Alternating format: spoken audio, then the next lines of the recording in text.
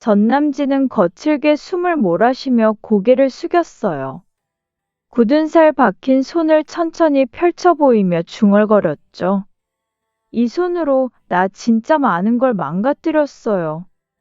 사람도, 사랑도, 나 자신도요. 근데 지금은 나무를 깎고 있네요. 살고 싶어서가 아니라 살아있다는 걸 느끼고 싶어서요. 그가 말한 건 단지 고백이 아니었어요. 버려졌던 죄수가 다시 사람으로 돌아가기까지. 그 누구도 바라보지 않았던 그의 진심이었죠. 인간말종 전남진이 깜빵에서 개과천선해서 100억 매출 CEO로 성공하는 이야기를 시작하겠습니다. 구독과 좋아요를 눌러주시면 제가 영상을 만드는데 큰 힘이 됩니다. 전남진은 철창 틈 사이로 들어오는 희미한 햇살을 바라보다가 조용히 벽에 등을 기댔어요. 감방 안은 늘 같은 냄새와 같은 욕설로 가득했고 그의 하루는 종이처럼 얇게 찢어져 흘러갔죠. 전에는 호텔 침대에 누워 와인을 마시던 그가 이제는 쪽잠도 편히 잘 수 없는 곳에 있었어요. 옆방 수감자들의 싸움소리, 금지된 담배 연기, 발길질 소리가 뒤섞인 그 속에서 전남진은 눈을 감고 자신이 망쳐버린 삶을 떠올렸어요. 내가 잘난 줄 알았지 모든 게 내 뜻대로 될 줄 알았어. 그는 그렇게 낮게 중얼이며 무릎을 감싸 안았어요. 사람들에게 외면당하고 자신에게도 실망한 나날들 그 속에서 그는 처음으로 죄값이라는 단어의 무게를 체감하고 있었어요.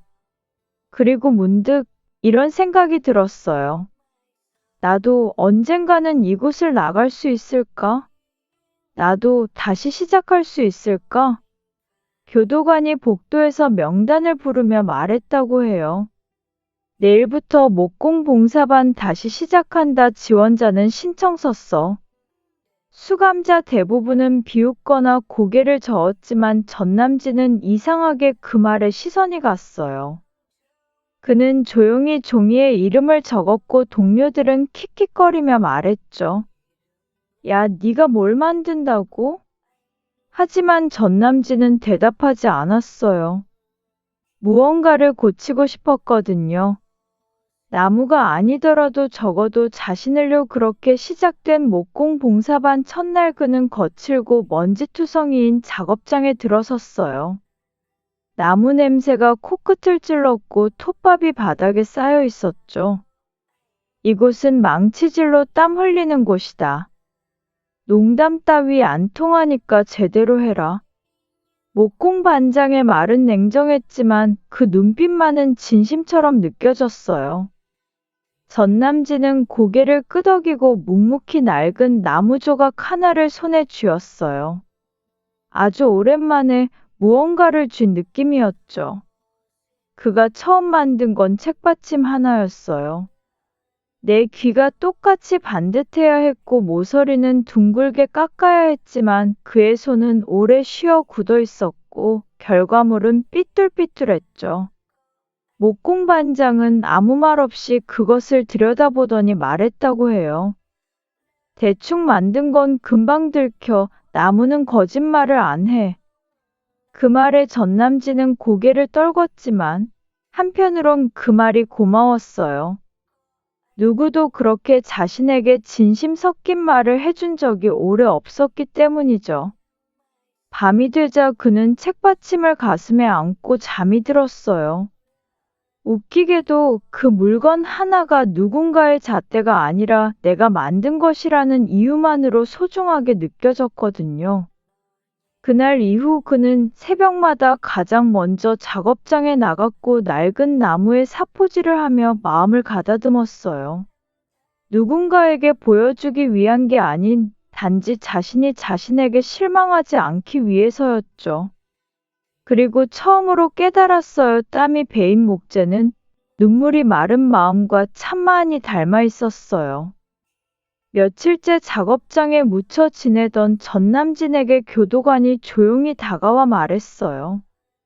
전남진, 면회다 어머님 오셨다. 그 말에 그는 손에 들고 있던 사포를 놓고 한참을 멈춰 서 있었어요. 철창 밖, 유리병 너머에 앉아있는 왕연애는 예전보다 더 야윈 얼굴로 그를 바라보고 있었죠. 전남진은 조용히 자리에 앉아 입술을 깨물며 말했다고 해요. 이렇게까지 오지 않아도 됐어요, 엄마.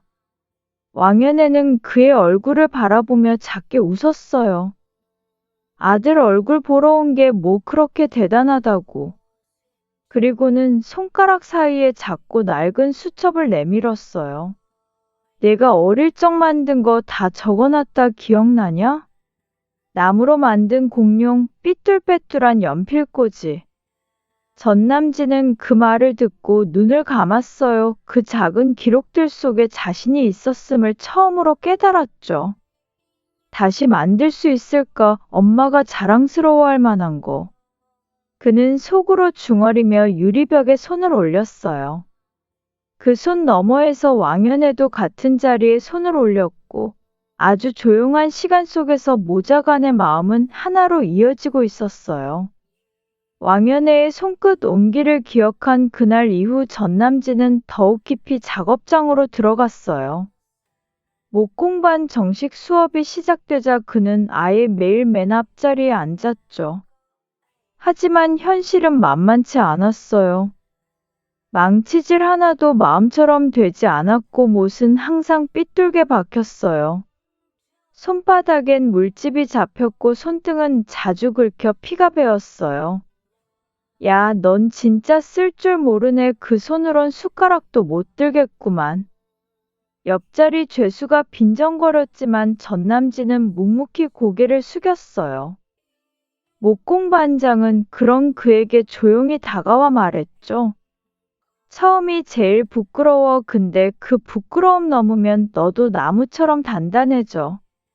그 말은 매질이 아닌 위로처럼 느껴졌어요.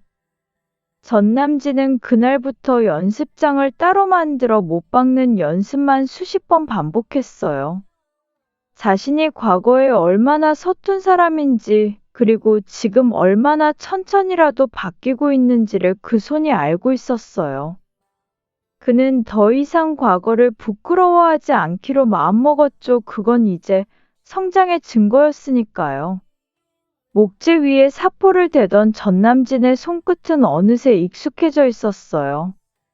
못 박는 위치, 나무 결 따라 자르는 각도, 톱질할 때의 호흡까지 그는 메모장에 조용히 그려가며 몸에 익혔죠.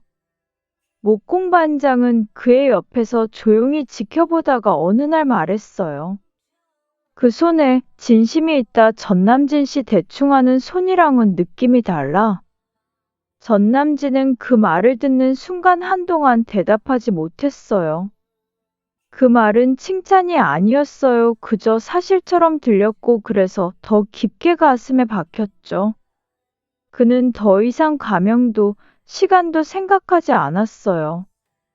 단지 이 목재 하나를 제대로 만들고 싶었어요. 새벽엔 작업장을 청소했고 쉬는 시간엔 톱을 손질했어요.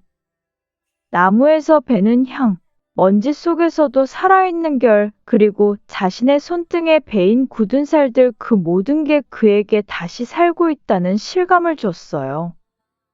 그는 아직 멀었지만 멈추지 않겠다고 다짐했죠. 아직 보여주지 못한 손끝에 말들이 많았으니까요. 그날 이후 전남진은 스스로에게 과제를 내기 시작했어요. 나무를 깎아 간단한 소품을 만들고 선을 맞추고 실패한 부분은 다시 분해해서 처음부터 조립했죠. 누구의 지시도 없었고 점수도 없었지만 그는 스스로를 훈련하듯 매일 똑같은 동작을 반복했어요. 그 손끝에는 어느새 감정이 실려 있었고 그 마음은 나무가 거짓없이 받아주었죠. 밤이면 감방에 돌아와 작은 메모지에 오늘의 실수를 정리했고 아침엔 그 실수를 고치기 위해 더 일찍 작업장에 나갔어요. 교도관조차저 친구는 뭐가 달라졌다며 고개를 끄덕일 정도였죠. 그는 과거처럼 큰 소리 치지도 않았고 누군가에게 인정받으려는 욕심도 없었어요. 다만 한 조각의 목재 앞에서 자신이 정직하고 싶었어요. 그렇게 조용히 반복된 시간 속에서 그의 손은 거짓을 벗어났고 마음은 예전보다 더 따뜻해졌어요. 목공이라는 건 결국 자신을 깎는 일이란 걸 그는 서서히 깨닫고 있었죠. 두 번째로 완성한 건 작은 원목 수납함이었어요. 서랍은 네모 반듯하지 않았고 나무결은 아직 투박했지만 그 속엔 그의 손과 땀이 그대로 배어 있었죠. 작업대에 놓인 그 수납함을 바라보며 전남진은 조용히 숨을 골랐어요. 이게 과연 누군가에게 쓸모 있을까? 그는 잠시 의심했지만 곧 자신에게 물었어요. 이건 내가 만든 거잖아. 그 자각이 그를 조금씩 일으켜 세웠어요.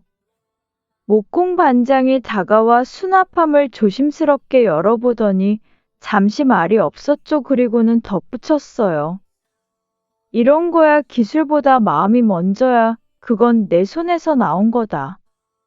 전남진은 고개를 숙였고 그 말 한마디에 가슴이 먹먹해졌어요. 그는 처음으로 생각했어요. 이 손으로 내 이름을 붙인 물건을 만들고 싶다. 그렇게 아주 작은 욕심이 그의 마음에 생겨났고 그건 더 이상 죄책감이 아니라 꿈의 형태를 하고 있었어요. 전남진의 하루는 점점 일정해졌어요. 아침 6시에 기상하면 곧바로 사포를 챙겨 작업장으로 향했고 점심엔 혼자 나무결을 노트에 옮겨 적었죠. 저녁엔 작은 연습 조각을 만지작거리며 그날의 실수를 정리했어요. 누가 시키지 않았고 보상도 없었지만 그는 그 모든 시간이 소중하다고 느꼈어요. 예전에 그는 늘 성과만을 좇았고 조급했고 남보다 앞서야만 안심했지만 지금은 그저 하루의 흐름 속에 자신이 있다는 게 감사했죠. 교도관도 그를 다르게 보기 시작했어요. 저 친구는 눈빛이 다르다니까. 수군대는 말들 속에서 그는 여전히 말이 없었지만 손은 거짓없이 움직였고 마음은 조금씩 단단해졌어요. 작업복 주머니엔 항상 작은 자가 들어있었고 그것은 누군가의 허락 없이도 꺼낼 수 있는 그의 첫 번째 도구였죠. 그건 아주 오래전 잃어버린 나를 다시 만드는 조각이기도 했어요. 작업을 마무리하던 어느 날 목공 반장이 낡은 스툴 하나를 그의 작업대에 올려놓았어요. 이거 복원해봐라. 도면도 없고 본드도 못 써. 내 방식대로 만들어봐. 전남진은 스툴을 들여다봤어요. 다리는 휘어 있었고 앉는판은 금이 깊게 가 있었죠. 그날부터 그는 수십 개의 나무 조각을 손에 쥐며 결을 비교했고 풀리지 않는 연결 구조를 도면 없이 반복해서 그려봤어요. 쉬운 일이 아니었지만 그는 이상하게 이 과정이 즐겁다고 느꼈어요. 누가 시킨 게 아니라 내가 선택한 일이라는 사실 하나만으로도 그의 집중은 더 깊어졌죠. 며칠 뒤 복원된 스툴을 본 반장은 말없이 앉아보더니 고개를 천천히 끄덕였어요. 그래, 내가 만든 게 맞다. 그 한마디에 전남진은 숨을 크게 들이쉬었어요. 예전엔 칭찬이 자존심을 세우는 도구였다면 지금은 그 말이 살아있다는 증거처럼 느껴졌죠. 그는 처음으로 창작이란 걸 두려워하지 않게 됐어요. 이제는 무언가를 만든다는 그 자체가 자신을 살게 하는 일이 되었으니까요. 스툴을 완성한 그날 밤, 전남진은 처음으로 그 아래에 연필로 작은 글자를 새겨봤어요. 진작에. 누가 볼 일도 없고 곧 따라 지워질지도 모르는 이름이었지만 그건 그만의 방식으로 남긴 서명이었죠. 진작에 이런 걸 알았더라면. 혼잣말처럼 흘러나온 그 말 속엔 후회와 다짐이 뒤섞여 있었어요. 그는 자신이 만든 물건 하나하나에 마음을 담기 시작했어요. 도면도 복잡하지 않고 기술도 완벽하진 않았지만 그가 만든 것들은 하나같이 조용하고 단정했어요. 반장은 어느 날 그에게 조용히 물었죠. 이제 뭘 만들고 싶냐? 전남진은 고민하다가 작게 웃으며 대답했어요. 누군가 쓰는 걸 보고 싶은 가구요. 그 사람이 앉거나 기대거나 물건을 올려두는 가구요. 그 말은 단순한 바람이 아니었어요. 그는 이제 손끝으로 세상과 연결되고 싶었고, 다시 밖으로 나가 무언가에 닿고 싶다는 마음을 비로소 스스로에게 허락하고 있었어요. 작업장에서 돌아오던 오후, 교도소 게시판 앞에 사람들이 몰려 있었어요.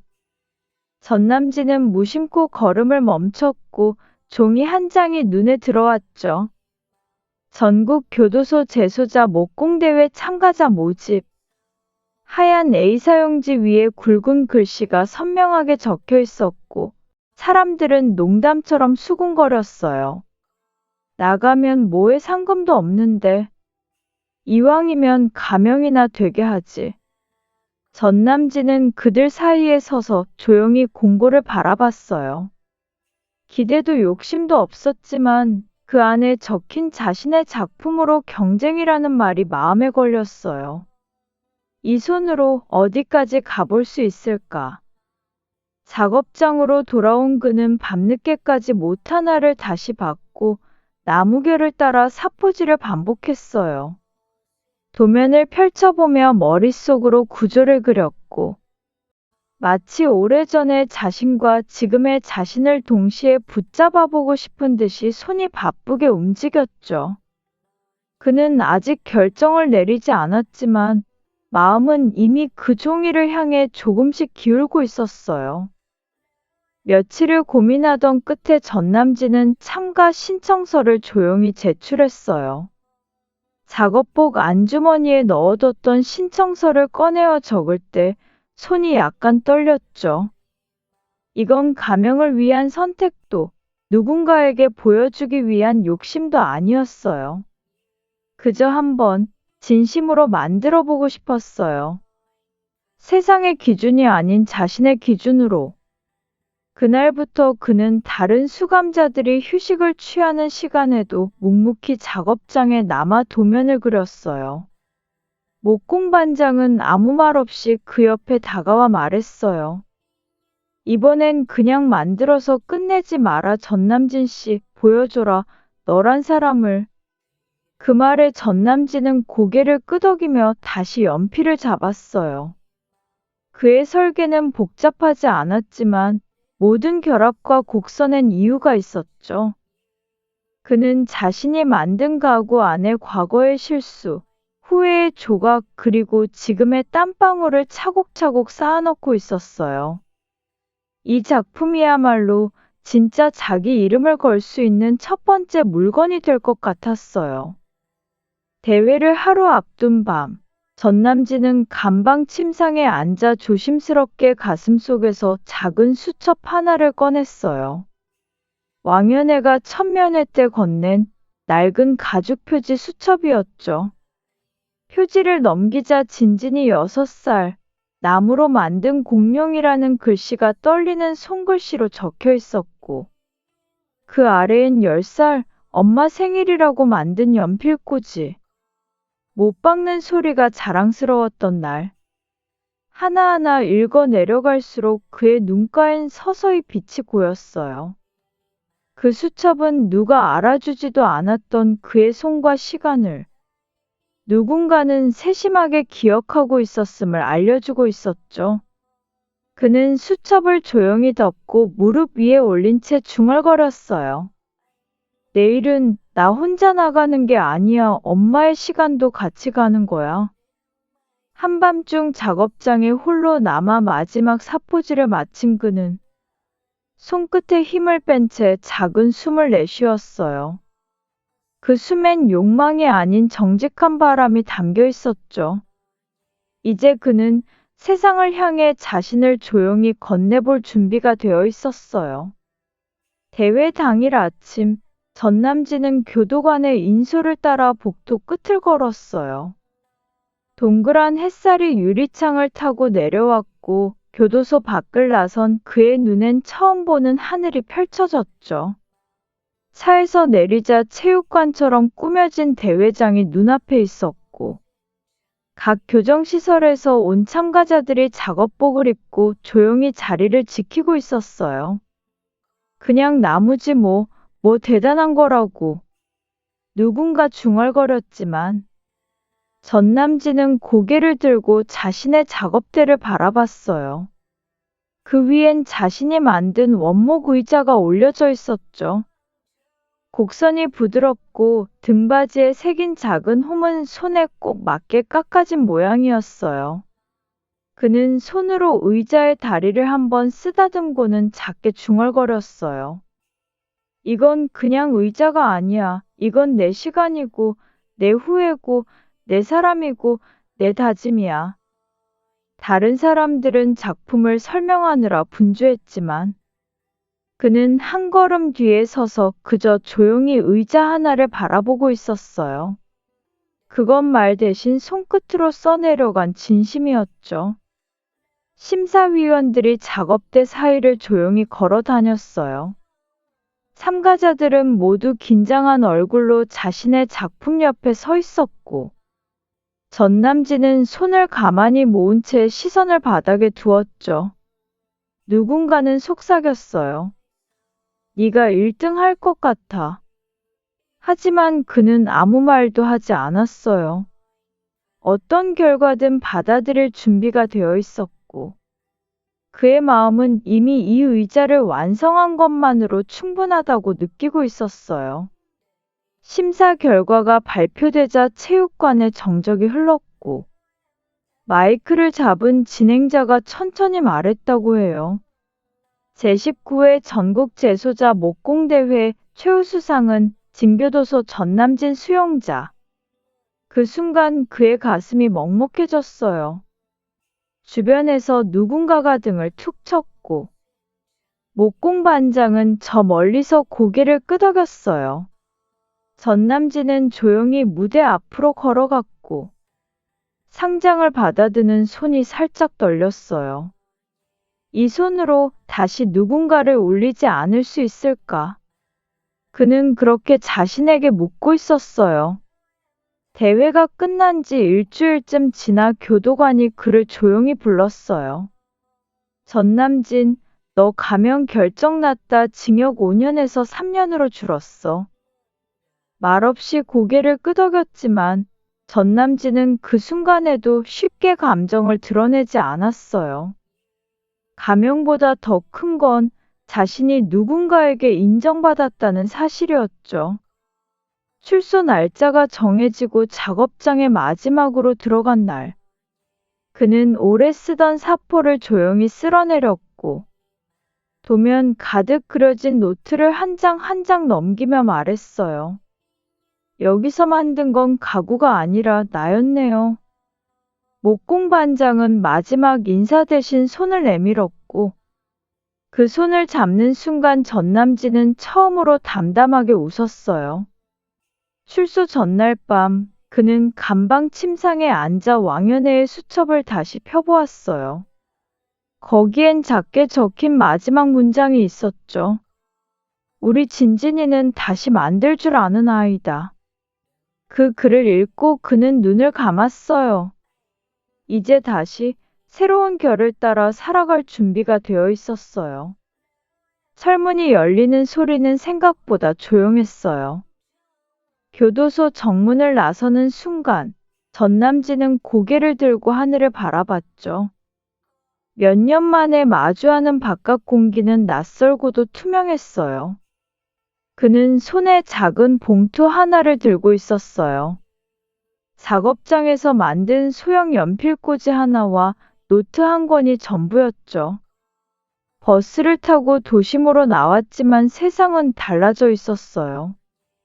카페마다 모인 주문기, 사람들이 휴대폰만 들여다보는 거리. 그는 이력서를 들고 몇 군데를 돌았지만 돌아오는 말은 같았어요. 죄송합니다. 저희는 전과자는 어렵습니다. 점점 작아지는 발걸음, 텅 빈 고시원 방에 앉아 그는 멍하니 벽을 바라보다가 문득 스마트폰을 켰어요. 당근마켓 알림 하나가 떠 있었죠. 나무 의자 수리해 주실 분 찾습니다. 급해요. 그는 그 글을 천천히 읽고 손가락을 움직였어요. 제가 해보겠습니다. 주소 알려주시면 찾아뵐게요. 다시 망치를 들게 된 이유는 단 하나였어요. 그 손으로 다시 세상에 붙고 싶었기 때문이에요. 의자는 오래된 단층 주택 마당 한 구석에 놓여 있었어요. 다리는 삐걱였고 등받이는 금이 가 있었죠. 문을 열고 나온 중년 여성은 낯선 사람을 경계하는 눈빛이었지만 전남진이 조용히 망치를 꺼내 들자 말을 아꼈어요. 이 의자 어머니가 매일 앉으시던 거예요. 버리긴 싫어서요. 그 말에 그는 대답 대신 수건을 어깨에 걸쳤고 금이 간 틈을 본드로 메우고 나사를 풀어 결을 맞춰 다시 조립했어요. 땀이 이마를 타고 흘렀고 손끝엔 조심스러움이 묻어 있었죠. 2시간쯤 지난 뒤 의자가 제자리에 선 순간 여성은 손으로 입을 가린 채 말했다고 해요. 그대로네요. 엄마가 살아계셨을 때처럼요. 전남진은 짧게 고개를 숙이고 도구를 챙겨 돌아섰어요. 돌아오는 골목길에서 그는 작게 중얼거렸어요.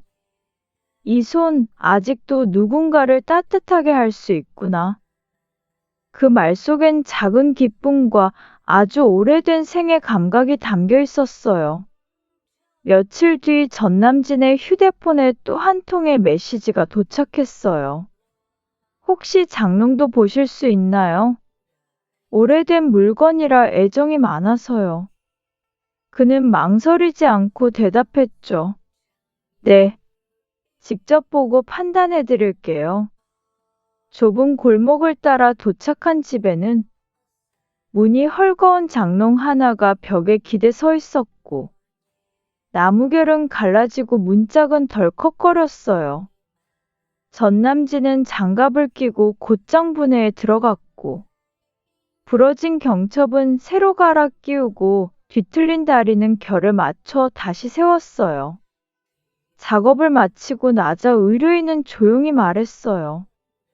돈을 떠나서요. 이렇게 정성껏 해주시는 분은 처음이에요. 그 말은 전남진의 가슴 한가운데를 울렸어요. 작업복이 땀에 젖고 손바닥엔 굳은 살이 잡혀갔지만 그는 지치지 않았어요.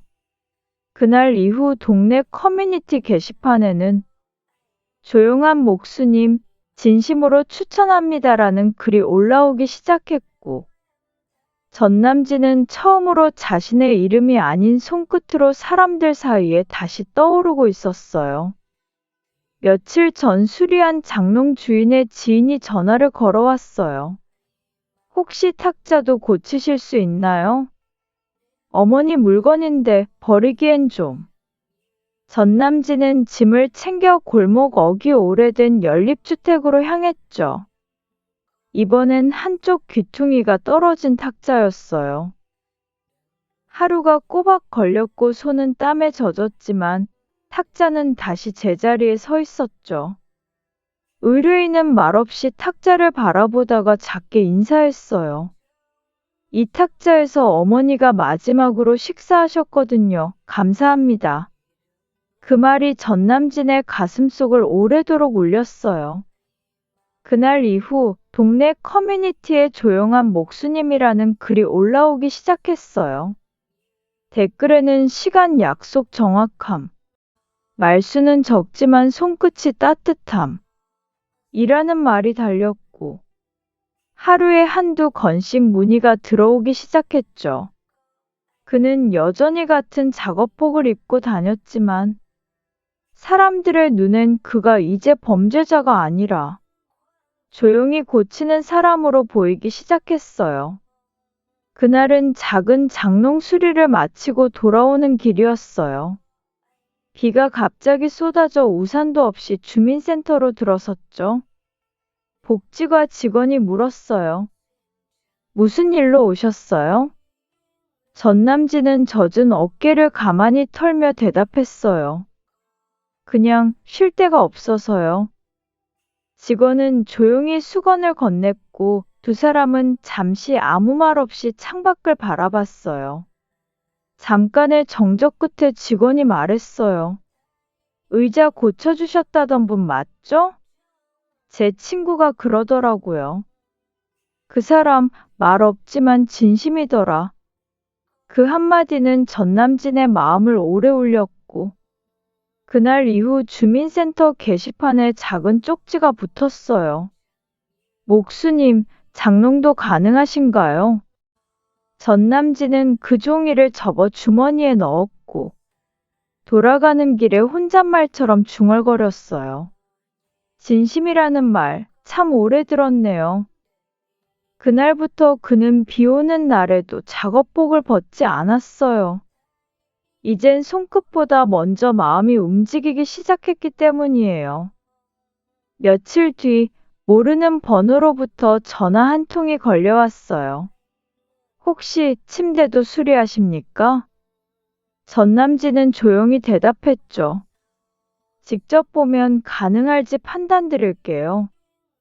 보낸 주소는 성북동 고택이었어요. 낡았지만 잘 관리된 저택이었고 은발의 노인이 마당을 쓸고 있었죠. 그가 말했어요. 50년을 함께한 침대요. 아내가 쓰던 물건이라.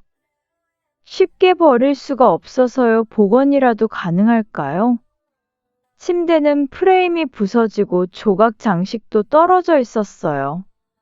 전남진은 손으로 나무를 어루만지며 가볍게 숨을 들이켰어요. 될 겁니다. 시간은 좀 걸릴 수 있어요. 그 말을 들은 회장은 고개를 천천히 끄덕였고 그 순간 전남진은 마음속으로 다짐했어요. 이건 그냥 일이 아니야. 이건 기억을 되살리는 일이다. 그가 처음으로 손이 아닌 마음으로 가구를 만졌던 순간이었어요. 그날부터 그의 손끝엔 기술이 아닌 정성이 깃들기 시작했죠. 침대는 단순한 수리가 아니었어요. 다리가 부러진 건 접착제로도 버틸 수 없었고, 조각 장식은 이미 단종된 패턴이라 손으로 하나하나 새로 깎아야 했죠. 밤을 새워 목조 공방에 불을 켜고 그는 나무를 새기며 속으로 중얼거렸어요. 이 나무는 사람의 시간이구나. 손끝이 아리고 눈이 침침했지만 그는 멈추지 않았어요. 망치질 하나에도 조심스러웠고 깎인 조각 하나하나의 생을 불어넣듯 집중했어요. 며칠 뒤 복원된 침대를 다시 본 회장은 말없이 앉아 손으로 등받이를 쓸었죠. 그의 눈가에 맺힌 눈물을 보고 전남진은 조용히 공구함을 들고 나왔어요. 누구의 칭찬도 대가도 없었지만 그날 그는 자신이 처음으로 누군가의 기억을 지켜줬다는 확신을 얻었어요. 그것은 감옥 안에서 그 어떤 재판보다도 무거운 판결이었고 또 가장 따뜻한 사면이었어요. 며칠 뒤 전남진은 회장님 댁으로 다시 초대받았어요. 낯선 옷차림의 변호사가 함께 있었고 회장은 조용히 말했죠. 이 침대는 당신 덕분에 다시 숨을 쉬게 됐소. 보답이라 생각지 말고 작은 공간 하나 받아두시오. 내 공장 옆 창고를 개조했는데 목공방으로 쓰면 좋겠더군. 전남진은 고개를 숙였지만 말이 나오지 않았어요. 그저 두 손을 모은 채 작게 인사했죠. 살면서 이런 기회는 처음입니다. 정말 감사합니다. 그 공간은 작고 소박했지만 햇빛이 잘 들고 나무 향이 스며드는 아늑한 작업실이었어요. 그는 그곳에 직접 만든 간판을 걸었어요. 남진목공. 도시 한켠에서 조용히 숨쉬는 그 공간이 전남진에겐 세상의 중심 같았고, 매일 아침 문을 열 때마다 그는 다시 사람으로 살아가고 있다는 실감을 느꼈어요. 남진목공이라는 간판을 걸고 나서도 한동안은 수리 문의가 들어오길 기다리는 날들이었어요. 하지만 전남진은 더 이상 망설이지 않았죠.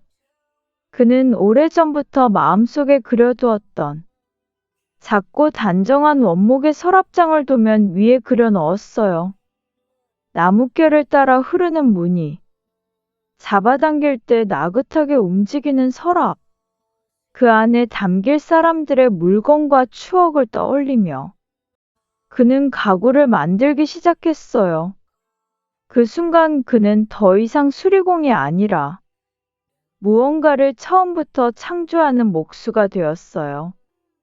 조용한 작업실 안에서 톱소리와 망치질이 이어졌고 그의 손에는 다시 굳은 살이 생겼지만 그 어느 때보다도 마음은 단단해지고 있었어요. 그는 생각했어요. 이젠 누군가를 위해 만드는 삶을 살고 싶다. 늦은 오후였어요. 하루 작업을 마무리하며 먼지를 털고 있던 순간 공방 전화기가 울렸어요. 여보세요, 남진목공입니다. 낯선 목소리가 조심스럽게 물었어요. 혹시 맞춤 원목 책상도 제작하시나요? 전남진은 짧게 숨을 들이쉬며 대답했죠. 예, 가능합니다. 어느 공간에 놓으실 건가요? 그때 전화기 너머로 들린 이름 석자. 재건축 설계 담당 피선주 실장입니다. 그 말에 전남진은 손에 들고 있던 연필을 떨어뜨렸어요. 익숙한 이름, 낯선 직함. 그리고 여전히 단단한 그 말투. 잠시 말을 잇지 못한 전남진은 다시 수화기를 들고 차분히 대답했어요. 그 책상은 제가 직접 만들겠습니다. 운명이 조용히 다시 선을 잇기 시작한 순간이었어요. 며칠 뒤 전남진은 설계도와 샘플을 들고 재건축 사업 현장 회의실로 향했어요. 깔끔한 정장 차림의 피선주가 도면 앞에 서 있었고 그의 눈빛은 낯선 듯 익숙하게 전남진을 바라봤어요. 잠깐의 정적이 흐른 뒤 피선주는 표정을 가다듬으며 조용히 말했죠. 전 그냥 기술자가 올 줄 알았어요. 당신이 직접 올 줄은 몰랐네요. 전남진은 고개를 끄덕이며 의자를 당겼어요. 저도 이런 자리에서 마주하게 될 줄은 몰랐습니다. 두 사람 사이엔 과거의 그림자가 스며 있었지만 눈빛 속엔 원망보다 조심스러운 호기심이 먼저였어요. 작업 회의는 어색했지만 실무적이었고 책상 도면과 목재 샘플을 바라보는 피선주의 손끝은 미세하게 떨리고 있었어요. 그 진동을 느끼며 전남진은 속으로 중얼거렸어요. 이 사람도 나처럼 지금을 살고 있구나. 회의가 끝나고 사람들은 하나둘 자리를 떴어요. 회의실엔 전남진과 피선주만이 남았고 전남진은 조심스럽게 입을 열었어요. 피선주, 당신한테 상처만 줬던 사람이라는 거 알아요. 미안해요. 이제야 그 말 하게 돼서. 피선주는 잠시 말이 없었고 고개를 들어 천천히 전남진을 바라봤어요. 그 말 들으려고 산 건 아니에요. 하지만 안 들었으면 아마 후회했을 거예요. 그녀의 목소리는 담담했지만 눈동자엔 복잡한 감정이 잠겨 있었어요. 전남진은 더 말하지 않았고 피선주도 그 이상 묻지 않았어요. 그들은 그렇게 말 대신 침묵으로 서로의 과거를 조용히 내려놓았어요. 감정은 정리되지 않았지만 적어도 이제는 미움보다 이해가 먼저일 수 있다는 걸 알게 되었어요. 며칠 뒤 피선주는 약속도 없이 남진목공을 찾았어요. 공방 문을 열자 나무 향이 가득했고 전남진은 망치질을 멈춘 채 조용히 고개를 들었어요. 이 시간에 무슨 일이에요? 피선주는 말없이 공방 안을 둘러보다가 한쪽에 세워진 책상 앞에 섰어요. 따뜻한 월러톤의 원목, 유려한 곡선의 다리, 손잡이 하나까지 정성 들여 다듬어진 그 책상 위에 작은 종이 한 장이 놓여 있었어요. 피선주 실장님을 위해 준비 첫 번째 의뢰입니다. 진심을 담았습니다. 전남진. 피선주는 손끝으로 나무결을 쓰다듬으며 말했어요. 이런 나무결 옛날엔 몰랐어요. 이런 게 따뜻한 거였네요. 그 말에 전남진은 천천히 미소 지었고 둘 사이엔 묘한 정적이 흘렀어요. 마치 시간이 잠시 멈춘 듯한 서로를 다시 알아가는 순간이었어요. 전남진의 공방에선 하루가 다르게 의뢰가 늘었어요. 입소문을 타고 방송 취재까지 이어졌고 얼마 뒤 목공협회에서 그를 올해의 목공인상 후보로 발표했어요. 수상식 날 작은 무대 위에 선 그는 수줍은 표정으로 마이크를 잡았어요. 저는 죄인이었습니다. 나무라는 건 처음엔 마음을 달래려 시작했는데 이젠 사람을 살리는 도구가 되었어요. 제 가구를 통해 누군가의 기억이 지켜지고 삶이 조금 더 편안해진다면 그걸로 충분합니다. 한국 목공 기술이 세상으로 나아가는데 작은 힘이 되고 싶습니다. 박수 소리가 울려 퍼졌고 무대 아래서 피선주는 조용히 고개를 숙였어요. 그의 진심이 사람들에게 닿았고 그의 삶이 이제는 누군가에게 희망이 되고 있었어요. 그 순간 전남진은 자신의 손이 죄를 벗고 사람을 안을 수 있게 되었음을 처음으로 실감했어요. 수상식이 끝난 며칠 뒤 남진목공 앞으로 한 통의 국제 우편이 도착했어요. 보낸 사람은 글로벌 가구 유통 플랫폼 아마중. 전남진은 봉투를 뜯으며 조심스럽게 문서를 펼쳤어요. 남진목공의 스토리와 기술의 깊은 감명을 받았습니다. 정식 입점을 제안드리며 샘플 가구 3점과 브랜드 스토리 제출을 요청드립니다. 편지를 읽는 그의 손이 미세하게 떨렸어요. 세상에 이름을 내고자 했던 적 없었지만 이제 누군가가 그의 손끝을 통해 전해지는 진심을 알아준다는 게 그저 믿기지 않았어요. 전남진은 공방 한가운데 서서 자신이 만든 첫 서랍장을 바라봤어요. 그리고 천천히 입을 열었죠. 정말 여기까지 올 줄은 몰랐어요. 하지만 이제 다시 겁내지 않겠습니다. 그 말은 스스로를 향한 다짐이자 세상에 건네는 작은 선언이었어요. 전남진은 아마중에 보낼 가구 3점을 위한 목재를 직접 고르기 시작했어요. 매끈한 결보다 살아있는 옹이와 자국을 가진 나무를 택했죠. 흠이 있어도 아름다울 수 있다. 그건 어쩌면 자신에게 하는 말 같았어요. 첫 번째는 오래 앉아 있어도 불편하지 않은 의자. 두 번째는 서랍을 열면 나무 향이 은은하게 스미는 수납장. 세 번째는 부모와 아이가 함께 사용할 수 있는 식탁.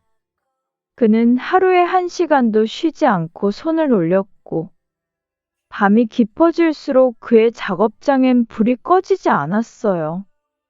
망치질 소리, 사포질 소리, 그리고 조용한 숨결.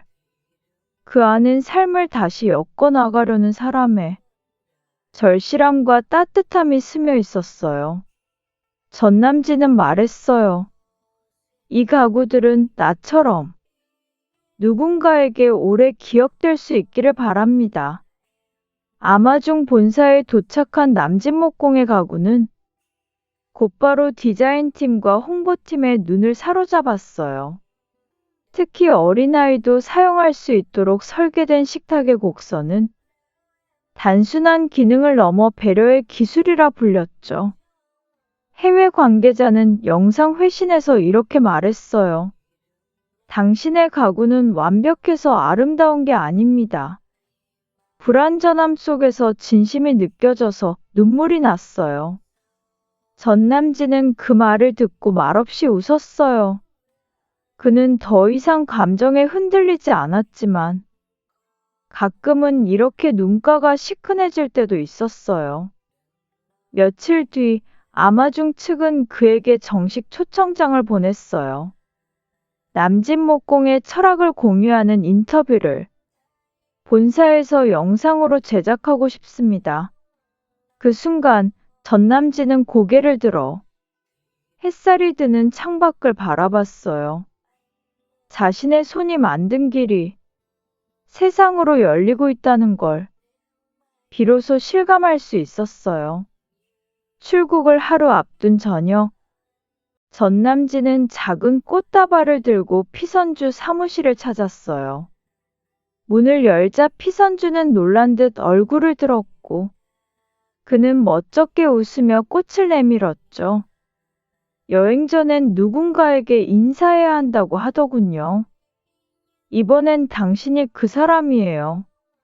피선주는 말없이 꽃을 받아들었고 상박 석양이 그녀의 눈동자에 스며들었어요.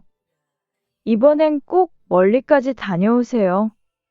당신이 만든 가구도 당신 자신도 이제는 그럴 자격이 있으니까요. 그 말에 전남진은 조용히 고개를 끄덕였고 말없이 두 사람 사이에 따뜻한 침묵이 흘렀어요. 헤어진 후 그는 돌아서며 중얼거렸어요. 이 사람 이제 날 미워하지는 않는구나. 그 깨달음은 오랜 죄의식 속에서 처음으로 피어오른 작은 희망 같았어요. 전남진은 아마존 본사 스튜디오에 앉아 있었어요. 카메라와 조명이 낯설었지만 그는 차분하게 질문에 답해 나갔어요. 가구의 구조, 재료, 제작 철학까지 모든 걸 묻고 답하는 동안 그는 한 번도 시선을 피하지 않았죠. 마지막으로 진행자가 물었어요. 당신의 가구는 결국 누구를 위해 만들어졌나요? 전남진은 잠시 말이 없었고 생각보다 그 질문은 깊은 곳을 찔렀어요. 그는 천천히 시선을 내리고 조용한 목소리로 말했어요. 용서받고 싶은 마음으로 만들었습니다. 저 자신에게도 상처 입힌 사람들에게도 그저 따뜻하게 닿길 바랐어요. 스튜디오 안은 잠시 적막에 잠겼고 그의 말은 편집될 수 없는 진심으로 카메라에 그대로 남겨졌어요. 그 순간 그는 알 수 있었어요. 과거는 바꿀 수 없어도 지금의 손으로는 누군가를 감쌀 수 있다는 걸요. 공항 게이트가 열리자 전남진은 낡은 가방 하나를 들고 조용히 걸어 나왔어요. 도착장엔 많은 사람들이 환영을 받고 있었지만 그의 눈길은 단 한 사람에게 멈췄죠. 조용히 서 있던 피선주가 손을 흔들었고 그는 놀란 듯 웃으며 다가갔어요. 웬일로 마중까지 왔어요? 그가 농담처럼 묻자 피선주는 가볍게 고개를 기울였어요. 그냥 당신이 잘 돌아올 것 같지 않아서요. 두 사람은 웃었고 길게 이어진 대화는 없었지만 그 사이엔 많은 말들이 흐르고 있었어요. 전남진은 그녀의 손에 작은 목각새를 건넸고 이번엔 진짜로 날고 싶었어요. 피선주는 그 새를 가만히 바라보다가 작게 속삭였어요. 잘 날았네요, 남진 씨. 그 말에 전남진은 고개를 끄덕이며 조용히 눈을 감았어요. 이제는 도망치는 삶이 아니라 누군가 곁에서 함께 걷는 그런 삶이 기다리고 있었어요.